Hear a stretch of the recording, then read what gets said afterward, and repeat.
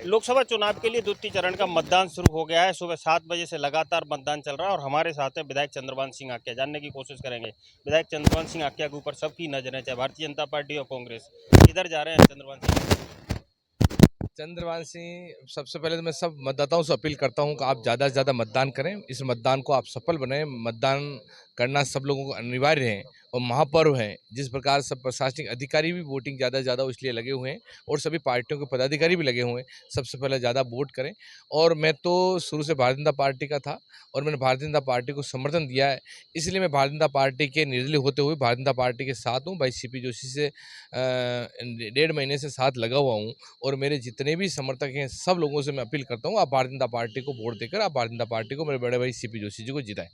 आप राजपूत समाज से आते हैं और हाल ही में गुजरात में रूपाला का जो विरोध हुआ टिकट काटने को लेकर के, उसमें राजपूत समाज ने कहा कि हम भारतीय जनता पार्टी को मतदान नहीं करेंगे, मतदान का बहिष्कार भी करेंगे। कई जगह इस प्रकार की बातें आई।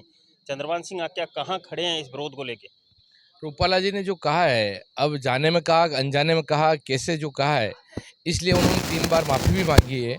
और मेरा तो यही सोचना है कि अब समाज को इस बात को लेकर माफ़ कर देना चाहिए। कभी किसी आदमी से भूलवश कोई कहना हो जाता है, इस बात को लेकर इतना बड़ा नहीं हो। मैं तो सब समाज, सब जो लोगों से रिक्वेस्ट करता हूँ, माफ़ी मांगने के बाद बड़ा दिल रख के माफ़ करना चाहिए। लेकिन कई सारे ऐसे मुद्दे हैं लोग उठाते हैं। मतदाता के मन में भी कई सारे मुद्दे हैं, लेकिन चंद्रभान सिंह आक्या किस तरह से उन मुद्दों को निपटने के लिए अपील करेंगे वोट की?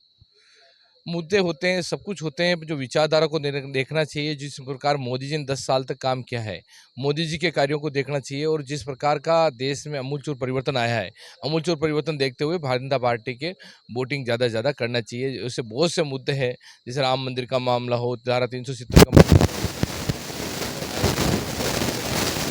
बड़े बड़े काम किए हैं। इसलिए मोदी जी को देखते हुए भारतीय जनता पार्टी को वोट देकर भारतीय जनता पार्टी को जिताना चाहिए।